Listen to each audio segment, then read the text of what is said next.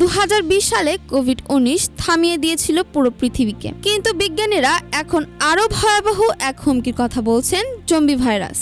Arctic অঞ্চলের বরফ গলতে শুরু করেছে, আর এই বরফের নিচে ঘুমিয়ে আছে হাজার হাজার বছরের পুরনো ভাইরাস, যাদের বিজ্ঞানীরা বলছেন মেথুসেলাহ মাইক্রোব। তারা সুপ্ত অবস্থায় ছিল বহু বছর ধরে, কিন্তু এখন জলবায়ুর পরিবর্তনের কারণে সেই ভাইরাসগুলো মুক্ত হয়ে নতুন মহামারীর হুমকি তৈরি করছে। শারজাহ বিশ্ববিদ্যালয়ের বিজ্ঞানী খালেদ আব্বাস জানিয়েছে, পারমাফ্রস্ট গলে গেলে হিমায়িত মাটি, পাথর ও প্রাণীর দেহ থেকে প্রাচীন জীবাণু ছড়িয়ে পড়তে পারে। এই জীবাণু আমাদের ইমিউন সিস্টেমের জন্য একেবারে নতুন, ফলে তাদের প্রতিরোধ করা অনেক কঠিন হবে।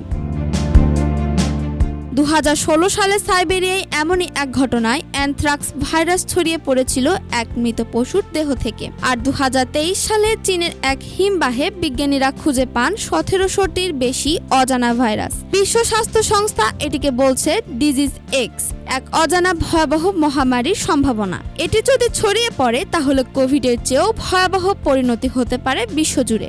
এই মুহূর্তে আমাদের দরকার সচেতনতা, গবেষণায় বিনিয়োগ এবং পরিবেশ রক্ষায় জরুরি পদক্ষেপ, কারণ সময় থাকতে ব্যবস্থা না নিলে ভবিষ্যতে আমাদের জন্য নিয়ে আসতে পারে আরেকটি মহামারীর দুঃস্বপ্ন। আরশি আলম, RCTV।